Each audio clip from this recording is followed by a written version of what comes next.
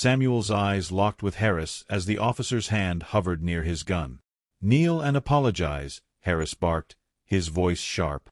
Samuel's pulse quickened, but he remained steady, pulling out his badge. "I'm Special Agent Samuel Walker, FBI," he said firmly. "And you just made a big mistake." The city of New York began its morning routine like a well-rehearsed performance. At precisely 7 a.m., the hum of life awakened. The streets of Manhattan were dotted with yellow taxis, their horns echoing through the concrete canyons as drivers navigated the early flow of traffic. Pedestrians, wrapped in coats and scarves against the crisp autumn air, hurried to their destinations, clutching coffee cups and briefcases. The skyscrapers above loomed tall, their windows catching the first rays of sunlight, illuminating the city's skyline in a soft golden hue. Samuel Walker moved through the morning crowd with a sense of calm and familiarity. At 63, he was a seasoned resident of Harlem, a neighborhood he had watched transform over decades. His walk to work had been the same for years, a routine that brought him a small measure of peace amidst the ever-changing rhythm of the city. Dressed in a simple brown coat that reached just past his knees, Samuel carried a well-worn black briefcase, its edges scuffed from years of use. His stride was steady, and his eyes, framed by crow's feet that told the story of a life of service, remained fixed ahead. For Samuel, this was more than just a walk, it was a time for reflection. With retirement only days away, he found himself lost in thought, tracing the journey that had led him here.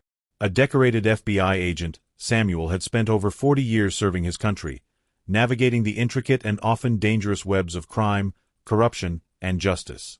His reputation was one of integrity and resilience, qualities that had earned him respect among his peers, even if they often masked the challenges he had faced as a black man in law enforcement. As he walked, his mind drifted to memories of his early years on the job. The weight of discrimination, the looks of doubt from colleagues, the need to prove himself time and again, all of it had shaped him into the man he was today. He had seen both the best and the worst of people, and while he had learned to keep his composure under pressure, the weight of it all was beginning to feel heavier as he approached his final days in service. This morning felt different, though. There was a chill in the air that seemed to seep through his coat, and a sense of unease settled in his chest. He shook it off, attributing it to the bittersweet feeling of nearing the end of a long career. As he neared the intersection of 125th Street and Lenox Avenue, he noticed the familiar scene of a construction site coming into view. The city was always under construction, he thought, always tearing down and rebuilding, much like the work he had done throughout his life. The construction site was loud, the sounds of jackhammers and heavy machinery blending with the city's natural symphony. A group of young workers, mostly black and Latino men in hard hats and reflective vests, were unloading equipment from a truck. Nearby, a police patrol car sat parked at the curb. Samuel watched as two officers stepped out, their hands resting on their belts, as they began to speak with the construction crew. There was tension in the air, and Samuel, with his trained eye, could tell that the conversation wasn't going well. His instincts told him to keep his distance. Samuel knew better than to intervene in situations like this, especially when uniformed officers were involved. He had been in enough situations where his presence, even with a badge, had been viewed as a threat rather than a help. So, he adjusted his briefcase, kept his head down, and continued walking, determined to stay out of whatever was unfolding ahead. As he approached the patrol car, he cast a quick glance at the two officers. One was tall, white, and muscular, his posture radiating aggression and authority. The other was younger, a bit shorter, and appeared uneasy, his eyes darting between his partner and the workers. Samuel felt a pang of sympathy for the younger officer. He recognized that look, the hesitation of someone caught between duty and discomfort. Samuel quickened his pace, hoping to pass the scene unnoticed. He was just a few yards away when the taller officer, Officer Harris, locked eyes with him. Samuel knew that look. It was the look of someone seeking control, someone looking for a target. He kept his face neutral and continued walking, but Harris wasn't going to let him pass by so easily. "Hey, you!" Harris called out, his voice sharp and commanding, cutting through the morning air. Samuel paused, a sigh escaping his lips as he turned slowly to face the officer. He knew what was coming next. "Where do you think you're going?" Harris asked, his hand resting on his holster as he approached. The younger officer, whose name tag read Lee, followed hesitantly behind, glancing at Samuel with an expression that was almost apologetic. "I'm on my way to work," Samuel replied calmly, keeping his tone neutral and measured. "Just passing through." Harris narrowed his eyes, taking a step closer. "Passing through, huh? You look a little too comfortable loitering around here. Got any ID?" Samuel felt a familiar rush of frustration building inside him, but he suppressed it. He reached into his coat pocket slowly, careful not to make any sudden movements, and pulled out his wallet. "I'm not loitering," he said as he handed his ID over. "I live in this neighborhood. I've walked this route for years." Harris snatched the ID, inspecting it with a sneer. "Samuel Walker, huh?" he muttered. "Well, Mr. Walker, we've been getting reports about suspicious activity in the area. You wouldn't happen to know anything about that, would you?" Samuel held Harris's gaze, unflinching. "No, officer, I don't. I'm just trying to get to work." The officer's eyes flashed with annoyance, and he stepped even closer, his voice dropping to a menacing whisper. "I don't like your attitude, old man. You think you can just walk around here like you own the place?" Samuel could feel the eyes of the construction workers and other passers-by watching the interaction. He noticed some people pulling out their phones, recording the scene from a distance. The tension was mounting, and he knew that any wrong move could escalate the situation. "Officer," he said, keeping his voice steady, "I'm just passing through. There's no need for this." But Harris wasn't interested in de-escalation. With a scowl, he gestured toward the ground. "How about you show some respect and kneel down, huh? Apologize for acting suspicious. Maybe then I'll let you off the hook." Samuel's eyes met Harris's. He could see the anger, the need for control, and the thinly veiled racism in the officer's expression. But he also felt the weight of the situation. Samuel's badge was tucked away in his pocket, but he knew pulling it out now might only make things worse. He had to play this carefully. Officer Lee, standing just behind Harris, shifted uncomfortably. Samuel's gaze flicked to him, and for a brief moment, their eyes met. There was a flicker of something there, hesitation, doubt. But Lee said nothing. Samuel took a deep breath, the city's noise fading into the background. He knew this was going to be a long morning. Samuel stood still, his eyes locked with Officer Harris, who continued to stare him down, his hand never leaving the holster at his hip. The city's usual morning chaos now felt distant, as if the entire street had gone silent, and the only sound was the officer's voice, a voice laced with authority, anger, and a need for submission. Around them, a few people had stopped to watch, their eyes darting between the officer and the older black man standing calmly in front of him. Some held up their phones, recording the interaction, aware that this was a scene that had played out far too often in the city and beyond. Officer Lee shifted uncomfortably beside his partner, his eyes flicking nervously between Harris and Samuel. He looked as if he wanted to intervene, to de-escalate, but he hesitated. Perhaps it was the fear of undermining his partner, or perhaps it was the weight of his own uncertainty in the face of authority. Either way, Lee remained silent. Harris, sensing Samuel's calm demeanor as a challenge to his authority, took another step closer. "I said kneel," he hissed, his voice low but threatening. "Kneel down and apologize, right now. Or I'll make sure you regret it." Samuel's heart pounded in his chest, but he remained outwardly composed. He knew exactly what Harris was doing. This wasn't about any perceived suspicion or loitering. It was about power, about asserting dominance, and Samuel, as a black man in America, had seen this play out too many times. Even with his years of experience, even with his badge tucked away in his pocket, he knew the wrong move here could cost him his life. "Officer," Samuel said, his voice calm but firm, "I have no reason to kneel. I'm just trying to get to work. There's no need for this." Harris's eyes darkened, and his hand gripped the handle of his gun more tightly. The construction workers, now openly watching from their positions near the truck, exchanged glances of concern. One of them, a young man with dreadlocks and a hard hat, stepped forward as if to speak, but another worker pulled him back, shaking his head as if to say, "Don't get involved." "Don't test me, old man," Harris growled, his face inches from Samuel's. "I don't like your attitude, and I don't like how you're talking to me. Last chance. Kneel down and apologize." Samuel felt the eyes of the crowd, the phones recording, and the weight of his own decision pressing down on him. He knew that if he didn't comply, things could escalate quickly. But if he gave in, if he knelt, he would be submitting not just for himself but for every black man and woman who had been forced to bow down under the weight of authority and prejudice. It wasn't just about him. It was about something much bigger. He took a deep breath, his eyes flicking to Officer Lee, who still hadn't moved or spoken. There was hesitation there, and Samuel hoped he could find a way to appeal to it. "Officer Lee, is this really necessary?" he asked, his voice even. "You know this isn't right." Lee's eyes widened slightly, and for a moment, it looked as if he might speak. But Harris shot him a sharp look, and Lee's mouth clamped shut. The young officer's shoulders slumped, his hand twitching near his own belt. It was clear he was caught between his loyalty to his partner and his discomfort with what was unfolding. Harris, emboldened by Lee's silence, grinned maliciously. "Don't try to turn this around on my partner. This is between you and me. And if you don't show some respect, you're going to have a much bigger problem than this." The crowd murmured, and one woman shouted, "Leave him alone." Others echoed her sentiment, but Harris ignored them, his eyes fixed solely on Samuel. The construction workers watched, their expressions a mix of anger and resignation. It was as if everyone knew what could happen next, but no one felt they had the power to stop it. Samuel's eyes hardened.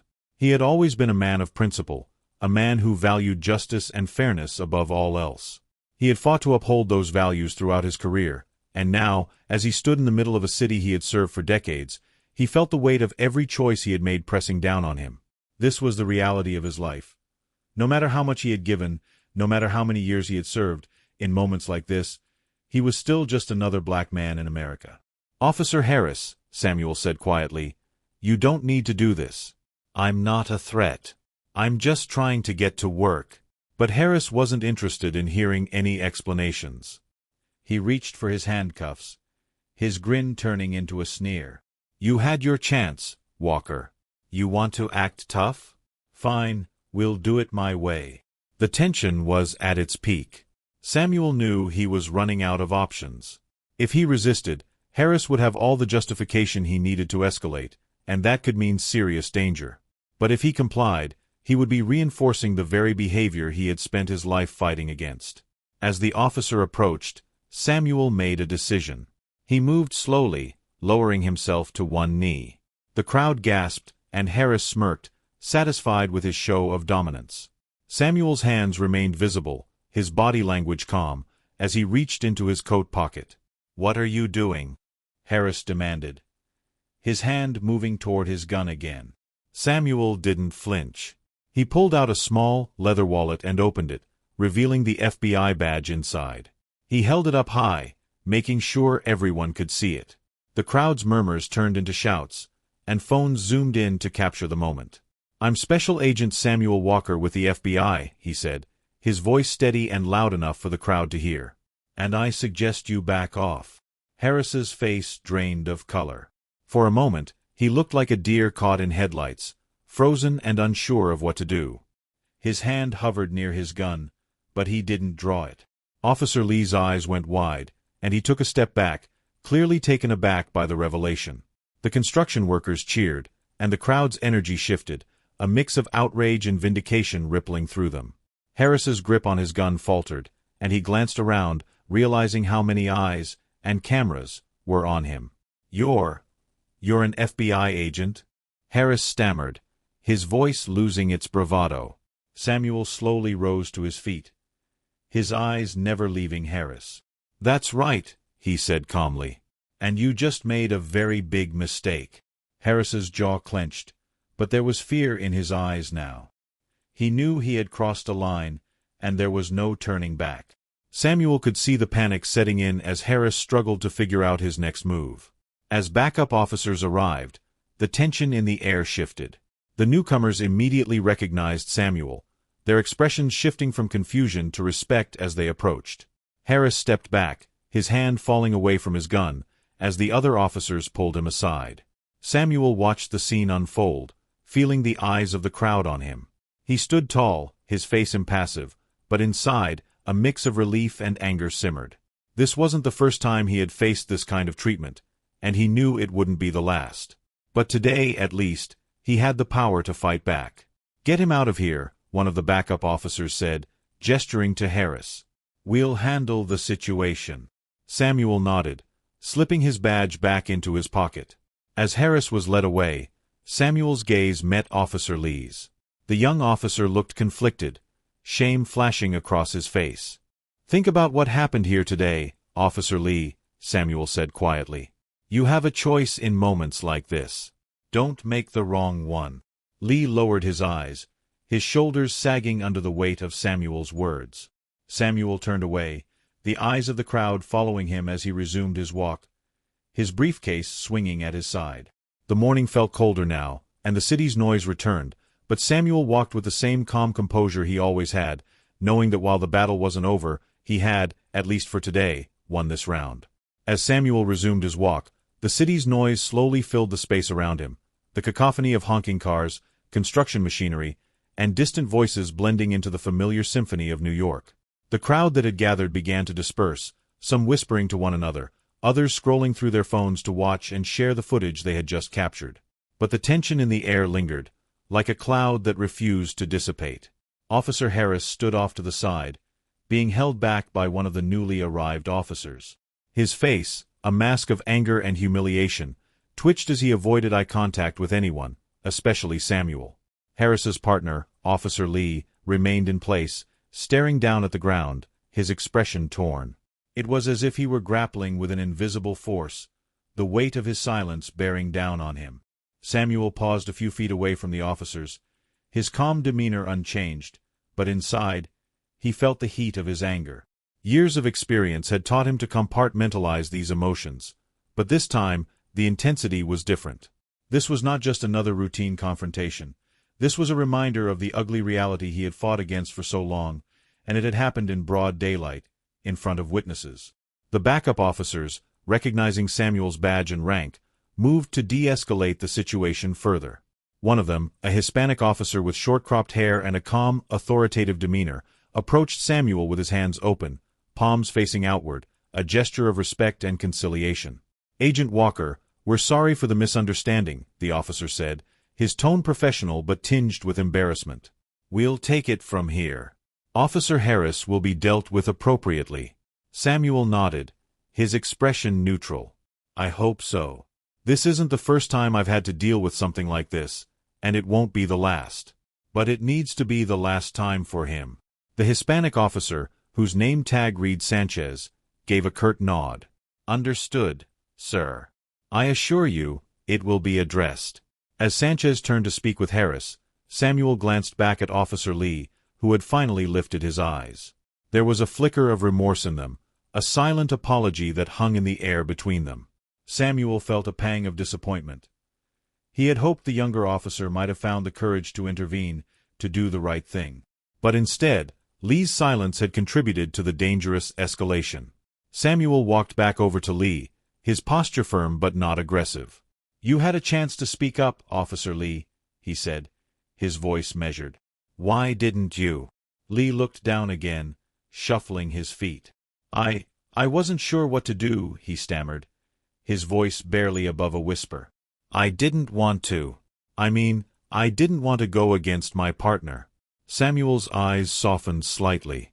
He had seen this before, young officers caught between the pressure to conform and the knowledge that they were witnessing something wrong. It was a difficult place to be, especially when career and camaraderie were on the line. But that didn't excuse inaction. "There's a difference between loyalty and enabling bad behavior," Samuel said. "Remember that, especially when you're out here on these streets. People's lives depend on it." Lee's face flushed with shame. He gave a small nod, his eyes never leaving the pavement. Samuel sighed, understanding that change didn't happen in a single moment, but rather through a series of small, difficult choices. He hoped Lee would take the lesson to heart, but he knew that, ultimately, the young officer's path was his own to choose. Samuel turned back to the scene, where Officer Sanchez was talking to Harris, whose face was twisted in anger.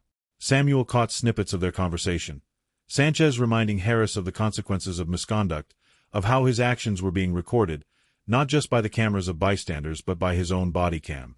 Harris's response was barely audible, but his body language spoke volumes.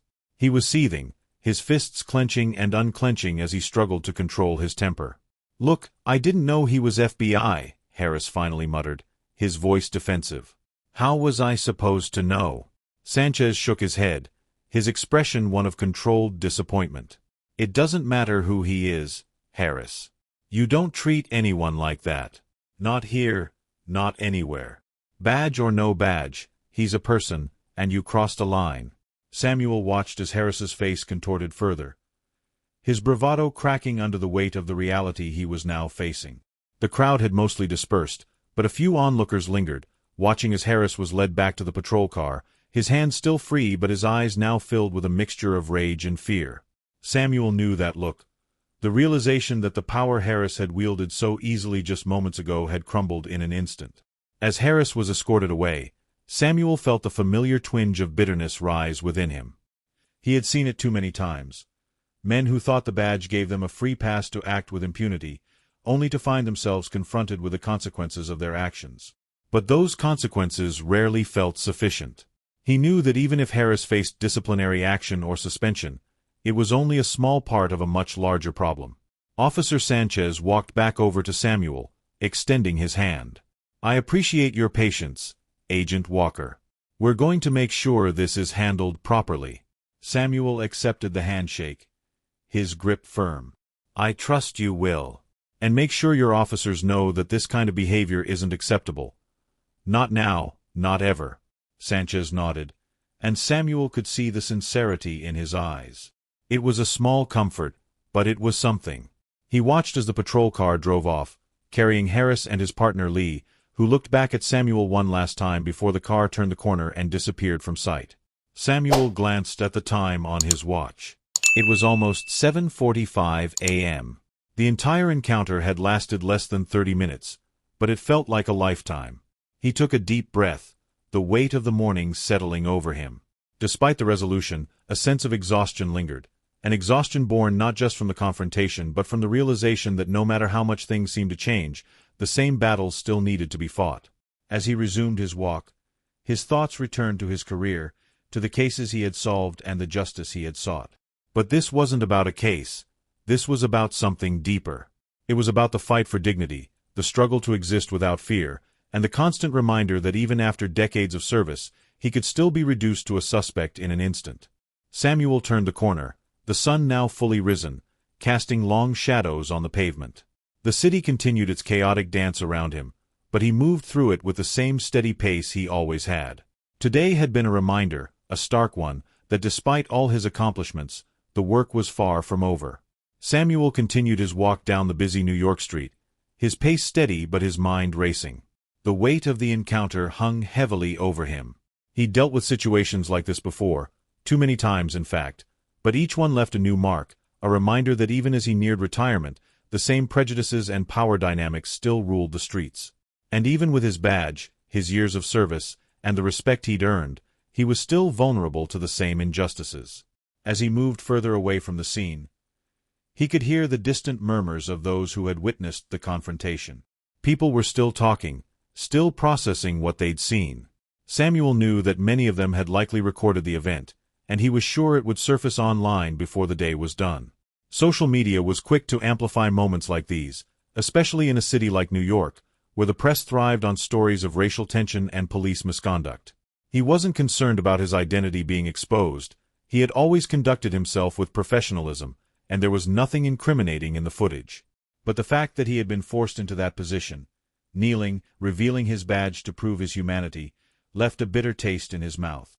It was a reminder of the two identities he carried: Samuel Walker, the distinguished FBI agent, and Samuel Walker, a black man who, despite all his achievements, could still be reduced to a suspect in an instant.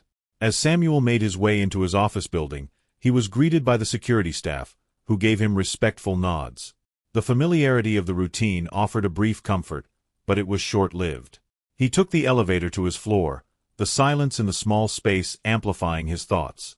He replayed the encounter over and over in his mind, scrutinizing every moment, every choice he made. Should he have revealed his badge sooner? Should he have been more assertive with Officer Lee, knowing the young cop was conflicted? Or should he have simply walked away when he first saw the patrol car? When the elevator doors opened, Samuel stepped out into the bustling hallway of the federal building. His colleagues, a mix of agents and administrative staff, moved about with their usual energy. A few of them greeted him with warm smiles, oblivious to the events of the morning. He returned their greetings with a nod, keeping his expression neutral. Samuel reached his office, a small but tidy space filled with years of accumulated memories, photos of past operations, awards, and commendations lining the walls. His desk was neatly organized, as always, with files stacked in careful piles. He set his briefcase down, his hand lingering on its worn handle for a moment. This was his sanctuary, the place where he had built his career, but today it felt different. It felt like a reminder of how, despite everything he had accomplished, there were still battles he couldn't win. Just as he was about to sit down, his phone buzzed. He glanced at the screen. An internal number. Samuel picked up the receiver, bracing himself for what he suspected might be a call related to the incident. "Walker," he answered, keeping his tone professional. "Agent Walker, it's Deputy Director Hayes," a familiar voice responded. "I just got off the phone with the precinct. I heard about the incident this morning." Samuel's grip tightened on the phone, but he remained composed. "Yes, sir. It was unfortunate, but it's been handled." The officers on the scene responded appropriately after I identified myself. There was a brief pause on the other end. "Handled or not, this is unacceptable. You shouldn't have had to go through that, not after all you've done for this agency and this city." Hayes' voice was firm, but Samuel could detect the underlying frustration. "We're launching an internal investigation into Officer Harris. His conduct was inappropriate, and there will be consequences." Samuel appreciated the words, but he knew that this was standard protocol. "Thank you, sir. I just want to make sure that these situations are addressed not just when it happens to someone with a badge, but to anyone in the city. This isn't about my status as an agent." "I understand, and you're right," Hayes replied, his tone softening. "We've been trying to build better relationships between law enforcement and the communities they serve, but there's still a lot of work to be done. Your situation just underscores that. We're going to make an example of Harris, but it's clear we need to push for deeper reforms." Samuel sighed, leaning back in his chair. "I appreciate that, sir. I just want to remind everyone that wearing a badge doesn't make you immune to the same biases and prejudices that affect everyone else. If anything, it just makes it clearer how deep the problem runs." Hayes paused again, and for a moment, there was only silence on the line. Then he spoke, his voice low. "Walker, you've been with the Bureau a long time. I know you're close to retirement, but if there's anything we can do, anything that would make your last days here easier, just let me know." Samuel's eyes drifted to the view outside his window, where the city sprawled out below him, vibrant and chaotic. "Thank you, sir. But I think the best thing we can do is keep pushing for change. Not just for me, but for everyone who looks like me." "Understood," Hayes said. "Take care, Walker. And know that we have your back." Samuel hung up the phone, a mixture of gratitude and resignation settling over him. He knew Hayes meant well, and he knew that the Bureau would do its best to resolve the situation. But he also knew that this was a much larger issue, one that couldn't be solved with a single disciplinary action. It was a systemic problem, woven into the fabric of law enforcement and society itself. He leaned back in his chair, staring at the photographs on his wall. One image, in particular, caught his eye. A photo taken years ago of him standing with his first partner, a man named Tom Jensen. They had been young, eager, and ready to make a difference. In the photo, both men were smiling, arms around each other's shoulders, a symbol of their brotherhood and shared mission. But Samuel couldn't help but wonder how much had really changed since then. The memories of the morning replayed in his mind. The look of fury on Harris's face, the hesitation in Officer Lee's eyes, and the shouts from the crowd as he revealed his badge.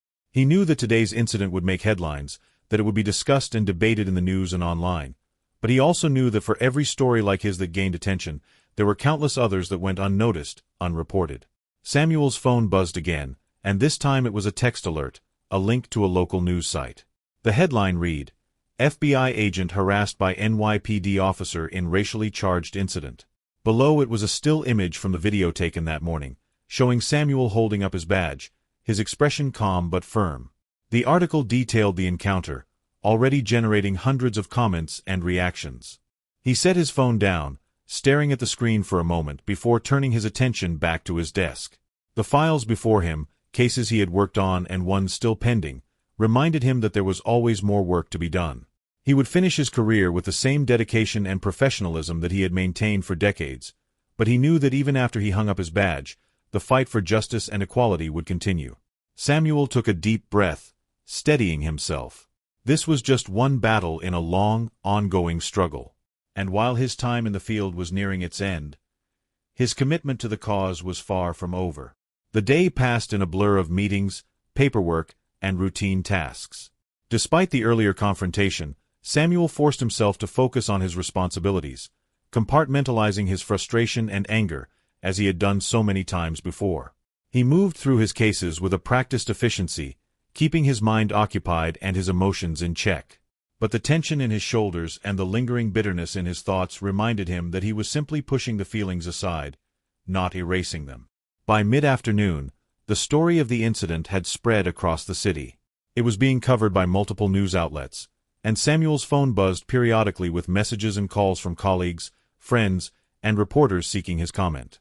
He ignored most of them, not interested in turning the situation into a media spectacle. This wasn't about publicity for him. It was about the principle, the reality that he and so many others still faced, regardless of their status or position. Around 3 p.m., there was a knock at his office door. Samuel looked up to see Deputy Director Hayes standing in the doorway. Dressed in a crisp suit and carrying a stern expression, Hayes stepped inside and closed the door behind him. "Walker, do you have a minute?" Hayes asked. Samuel gestured to the chair opposite his desk. "Of course, sir. Please, have a seat." Hayes sat down, his hands folded neatly on his lap. There was a pause as he studied Samuel, his eyes sharp and serious. "I wanted to check in with you personally," he began. "I know today hasn't been easy, and I wanted to make sure you're holding up." Samuel offered a small, polite smile. "I appreciate that, sir. I'm managing. It's not the first time I've dealt with something like this, and unfortunately, it probably won't be the last." Hayes nodded, his expression softening. "I know, and that's exactly the problem.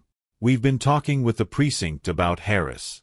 He's been suspended pending an investigation, and there will be a full review of his actions. We're making sure that everything is handled by the book."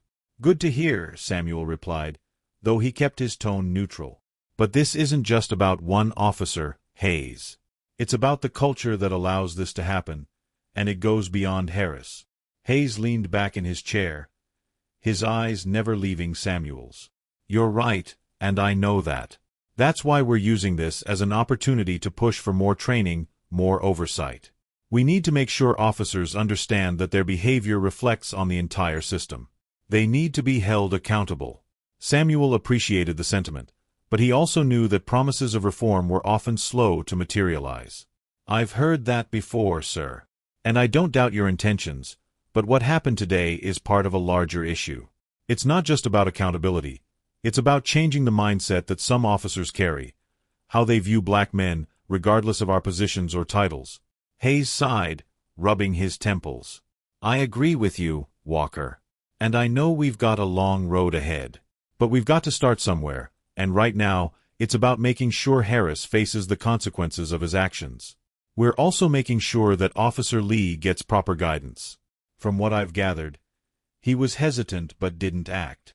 "Lee had a chance to step up," Samuel said, his voice tinged with disappointment. "He didn't take it. I get that he's young and inexperienced, but silence in moments like that only enables the problem." Hayes nodded. "I've spoken with his supervisors. They'll be working with him, and he'll go through additional training. We're going to make sure he understands the impact of his inaction. And as for Harris, he's not just facing internal discipline. There's a possibility of charges if the investigation finds that he violated procedure." Samuel's eyebrows raised slightly. "Charges?"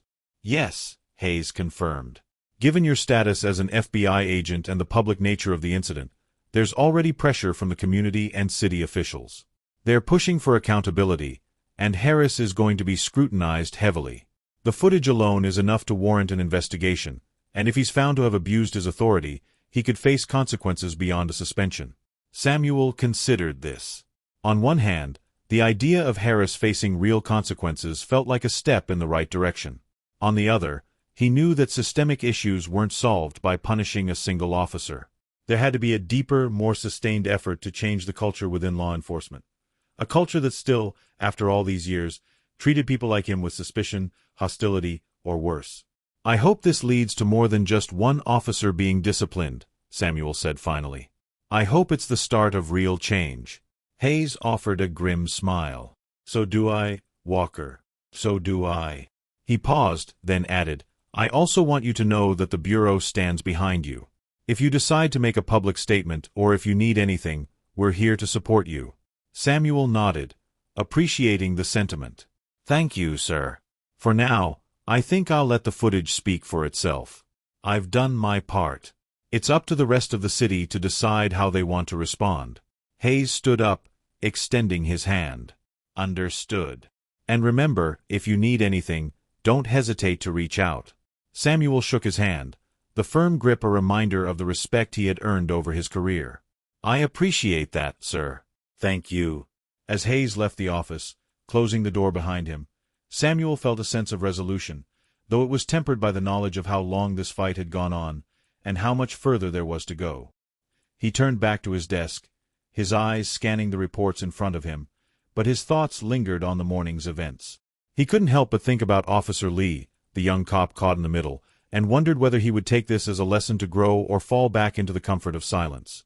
Later that evening, as Samuel prepared to leave the office, he received a notification on his phone. It was from one of his colleagues, a news update on the situation. He opened it, his eyes scanning the headline, "Officer suspended after confrontation with FBI agent. Calls for reform grow." He read through the article, which detailed the steps being taken to investigate Harris and the wider implications of the incident. Public pressure was mounting, and community leaders were already demanding not just accountability but broader changes to how officers were trained and disciplined. Samuel put his phone away, pulling on his coat and grabbing his briefcase. As he walked out of the building and into the cool evening air, he felt a mixture of emotions: hope that this incident could lead to real reform, and a lingering exhaustion from the constant fight for justice and equality.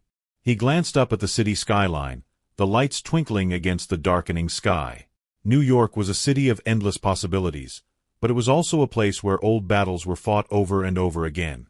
As he made his way down the street, he knew that while his career as an agent might be coming to a close, his work as an advocate, as a voice for change, was far from over. With each step, he felt the resolve that had carried him through decades of service strengthen within him. There was still work to be done, and Samuel Walker, even in his final days with the Bureau, was determined to make a difference. One case, one encounter, and one officer at a time. The next morning, Samuel rose before dawn, his apartment quiet except for the hum of the city waking up beyond his windows. He moved through his morning routine with the same practiced ease he'd maintained for years: coffee brewed, briefcase packed, and a simple breakfast of toast and fruit. As he prepared to leave, he paused by a small table near the entrance where a collection of framed photos sat. They captured moments from his life: his wedding day, his children's graduation ceremonies, and snapshots from his early days in the FBI.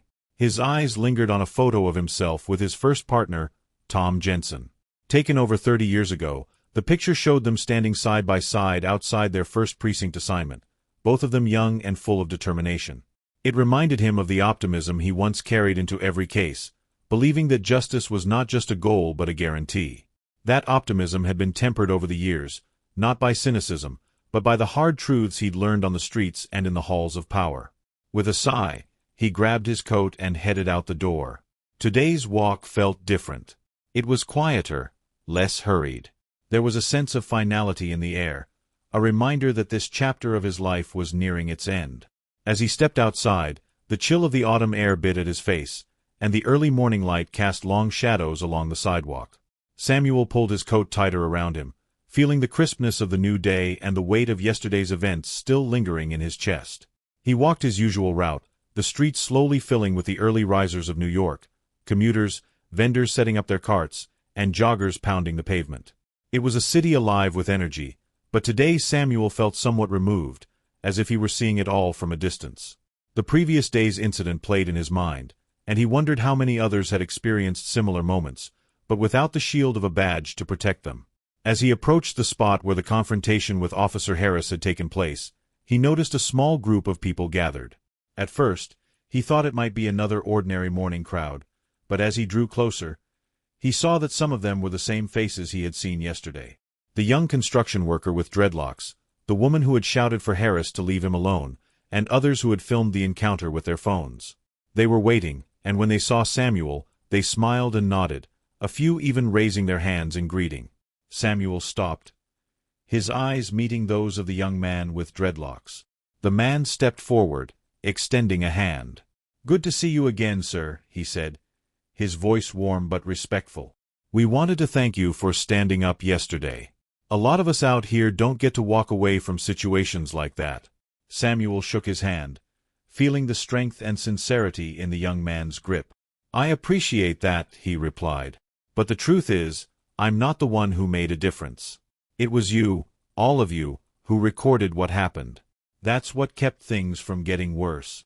The young man nodded, his eyes serious. "Still, it means a lot to see someone in your position calling it out. We see it every day, but most of the time, no one does anything." Samuel felt a mix of pride and sadness. He was grateful that his actions had resonated, but he was also keenly aware that for every incident that was recorded and shared, many more went unnoticed, unchallenged. "I'm glad it's making an impact," he said. "But we need to keep pushing for more accountability, more change. It's not enough to catch it on camera. We have to make sure things change at the roots." The group nodded, and Samuel felt a sense of solidarity, a feeling he hadn't experienced in some time. Despite everything, there were still people who believed in the possibility of progress, who were willing to stand together and fight for it. It was a small but meaningful reminder that he wasn't alone in this struggle. Samuel continued his walk, passing the spot where he had knelt the day before. It felt different now, not just a reminder of the humiliation he had faced but a marker of resilience, of his and the community's. The sun had risen higher, casting the city in a warm, golden light. The shadows that had seemed long and ominous earlier now faded, replaced by the brightness of the new day. When he arrived at the federal building, he felt lighter, as if the burden he had carried had lifted, if only slightly. The support he had felt on the street gave him a renewed sense of purpose. He knew that his role within the FBI was coming to an end, but that didn't mean his work was over. The fight for justice and equality was bigger than any one job or position, and he intended to remain a part of it, no matter where life led him next. In his office, he sat down at his desk and opened his laptop. His email inbox was flooded with messages, some from colleagues offering their support, others from community organizations and civil rights groups inviting him to speak about his experience. Samuel was used to being in the background, working cases without much public attention, but this was different. This was an opportunity to use his voice for something greater. He clicked on one of the emails from a community leader he knew well. The message was simple but powerful. "We need your voice now more than ever. Let's work together to bring real change." Samuel leaned back in his chair, thinking. Retirement was just around the corner, and part of him had looked forward to stepping back, to finally having time for himself. But the events of the past day had stirred something within him. Maybe, he thought, this was a chance to start a new chapter, one where he could take everything he had learned over the years and use it to make a tangible impact. He typed a response, agreeing to a meeting later that week. As he hit send, he felt a sense of resolve settle over him. The system might be slow to change, and progress might be hard-won, but he wasn't done fighting.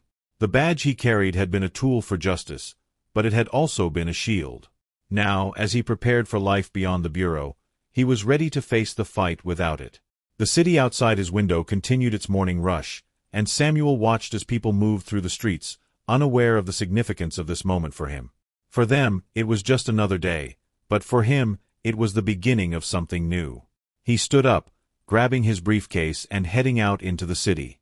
The air felt crisp and refreshing, and he walked with purpose, his eyes fixed ahead. The work wasn't done, but as long as there were people willing to stand up and speak out, he knew that there was hope. Samuel Walker walked into the heart of the city, ready to face whatever came next. This was his city, his community, and his fight. And he wasn't going anywhere. As Samuel walked through the bustling streets of New York, he felt the familiar rhythm of the city pulsing beneath his feet. The energy, the noise, the chaos. He had been a part of it for decades, and it had shaped him into the man he was. But today, something felt different. It wasn't just another walk to work, it was the beginning of a new chapter. He thought about the people he had encountered, the community members who had stood by him, the colleagues who had reached out with support, and even Officer Lee, who had shown a glimmer of doubt. It all pointed to a simple truth. The fight for justice was not about one person, one badge, or one incident. It was about the collective will to make a difference, to stand up and demand better. Samuel stopped at a crosswalk, watching the light change and the crowd surge forward. He had spent his life serving others, protecting the city, and pursuing justice. Now, as he prepared to step beyond the role that had defined him for so long, he felt a renewed sense of purpose. Retirement, he realized, was not an end but an opportunity to engage in the work that mattered most, advocating for change without the constraints of a badge.